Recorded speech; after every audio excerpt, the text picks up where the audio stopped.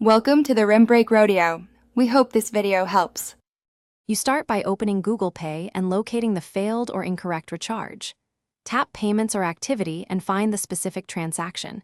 Make sure to copy the transaction ID and take a screenshot. If the amount left your account, note the payment method, UPI versus card, because the next steps differ slightly.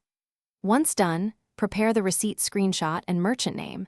This lets you file a proper refund request without back and forth and speeds resolution. You now tap the transaction, choose Help and Support, and pick the closest issue: refund, failed recharge, or duplicate payment.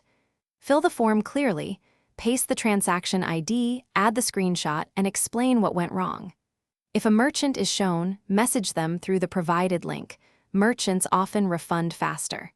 If merchant doesn't respond, escalate inside Google Pay by selecting Dispute or Contact Support, so Google can intervene. You finish by monitoring activity and your bank or UPI statement for the credited amount. Refunds typically take 3 to 7 business days depending on the payment path. If you don't see the refund, open the same transaction, contact Google Pay Support, and provide the transaction ID plus your screenshots.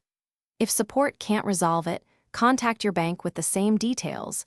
Banks can trace incoming transactions. Troubleshooting tip: if a UPI ID mismatch or pending status appears, notify both.